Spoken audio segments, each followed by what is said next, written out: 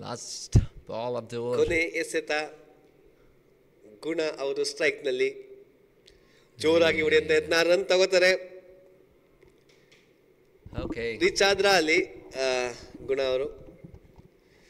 ಧನ್ಯವಾದಗಳು ಪೃಥ್ವಿ ಅವರೇ, ತಮ್ಮ ಜರ್ನಿ ಬಗ್ಗೆ ಮಾತನಾಡಿದ್ರಿ, ಶಾಜಾ ಬಗ್ಗೆ ಮಾತಾಡಿದ್ರಿ, ರಾಜ್ ಕಪ್ ಬಗ್ಗೆ ಮಾತಾಡಿದ್ರಿ. ಕಾಮೆಂಟ್ರಿ ಬಾಕ್ಸ್ ನಲ್ಲಿ ಜಾಯ್ನ್ ಆಗೋದಕ್ಕೆ ತಮಗೆ ಆನಂದ್ ಸ್ಪೋರ್ಟ್ಸ್ ಇಂಡಿಯಾ ಪರವಾಗಿ ಧನ್ಯವಾದಗಳು. Thank you very much. Thank you sir.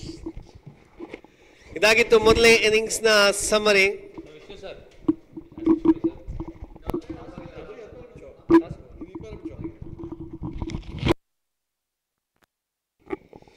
ಇದರೊಂದಿಗೆ ಮೊದಲನೇ ಇನ್ನಿಂಗ್ಸ್ ಮುಕ್ತಾಯ ಆಗಿದೆ.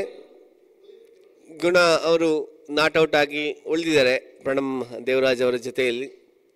ಅಲ್ಲಿ ರನ್ಔಟ್ ಚೆಕ್ ಮಾಡ್ತಾ ಇದ್ದಾರೆ ಅಂಪೈರ್.